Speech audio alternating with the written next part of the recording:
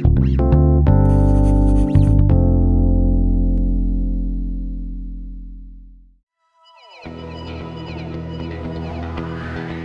guys, what's up? My name's MissYarmosh and I am a beauty and lifestyle vlogger. I don't know about you guys, but one of the first things I do after a long, stressful day at work is I call up my friend and I'm like, I need a drink. Can you meet me for happy hour?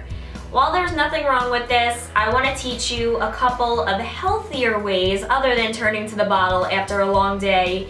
And these are a couple of avenues to kind of decompress after a long day. So let's go ahead and get into the first one. And this one is no surprise to anybody. It's something that we use a lot, but it's probably the most difficult for most of us to do.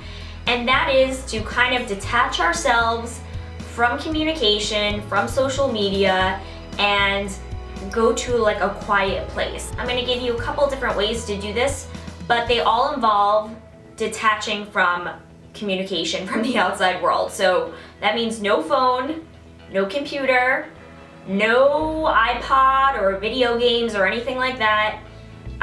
No radio, like no radio talk show unless it's quiet, relaxing music, and certainly no television. So I know a lot of us like to just kind of watch TV and that's relaxing to us.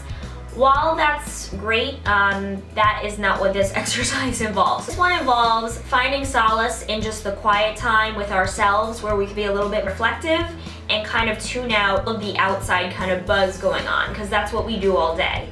So there's a couple different ways that you could do this. I like to take a bath. I know baths aren't for everyone, but I light a couple of candles, just kind of turning down the lights and the quiet time and the warm water. Even the sound of the running water is really peaceful and relaxing to me. Another one is you can grab a book and go to a quiet spot in your home and just kind of escape. Reading to me is a great escape. It doesn't matter what kind of material you choose. Some of us like to do nonfiction, some of us like to do fiction. Whatever you find relaxing, do that. Another thing that I could recommend is journaling. So the journaling should be more creative and reflective. If you're taking a journal and going to go write out a business plan, that's not going to work, right? Because sometimes that's going to stress us out. So I want the writing to be, like I said, a little more creative, a little more reflective, and relaxing. So if you find that what you're going to be writing includes too much thinking, then it's not a good source of journaling. So you can journal, you can take a nice bath, you can read, and the last one I recommend, and this is probably the most difficult one for us, is just going into our bedroom or into the living room, turning down the lights. Some of us can't do this, right? We have kids and there's like, it's impossible to get away. For those of us that can, just turn down the lights and turn on some music, whether it's jazz or classical or whatever you find peaceful and relaxing.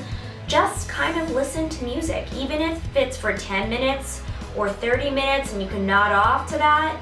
That's perfect. That kind of resets us. And if you can't do that, silence works. There's nothing better than silence, but a lot of us can't. It's almost too quiet for us. So if you need music, that's great too. So all of these involve tuning out of the communication to the outside world, and they're all great avenues to kind of decompress. The second one is sort of the opposite, but the end results are similar. I recommend exercise. Exercise is a great way to kind of tune out all of the noise after a long day. And some of us find that we can't relax because we're so high strung after a long day that it's almost impossible to kind of be with ourselves. So I recommend going to the gym. If you don't have a gym membership, you could either grab a workout video. I have many that I do right here from my own home, or you can go for a run outside. I'm a runner, so I also, during the warmer months, I love running outside. And everyone's like, doesn't that stress you out? I'm like, no, when I'm running and I have my music on, I'm like in my zone. Another great thing about exercise is all of the endorphins that are released following, so it's a great distressor. And There's obviously health benefits involved as well. A lot of us find that after a good workout, it's a lot easier for us to kind of fall asleep and have some quiet time than if we didn't. So the second one is pretty simple. Just engage in at least 30 minutes of strenuous exercise, whether that is a workout home video. Hot yoga is great and has a lot of meditation benefits to it. Running is great for endorphins and releasing a lot of energy in a short period of time. Or like I said, just go to the gym and kind of lose yourself there. That is definitely a positive way to distress. And the third one is kind of funny and silly, but a lot of people are like, wow, I listened to your advice and it worked. So if you are stressed out to the point of really needing an avenue to kind of put all your frustration into, I recommend cleaning. And it's, like I said, kind of silly, but put some rubber gloves on and go to town on the bathroom. I find that I take all my anger out after a really stressful, lousy day in the kitchen.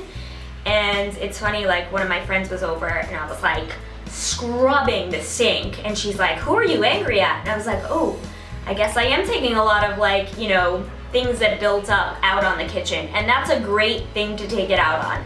So I recommend either going to town on your shower. Usually it's something that we don't get to every week. Grab some bleach and go to town on your shower. Swiffer. I love Swiffering when I'm angry or stressed out. So Swiffer, dusting is great when you're stressed out. Vacuuming, you get a little exercise thrown in there with your vacuuming.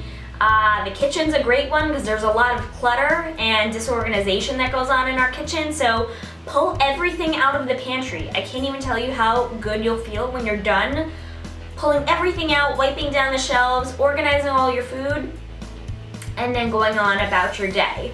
So those are just 3 suggestions that don't involve alcohol. I love a dirty martini more than the next person. Unfortunately, hitting up the bar is not only not good for yourself 7 days a week, but it's also not good for your wallet. So I hope I've given you a couple of different other avenues to kind of decompress and de-stress after a long day. And on behalf of the TradeKraft Network, I'm Rachel Yarmish, and always remember to master your passion. See you guys in the next video. Bye.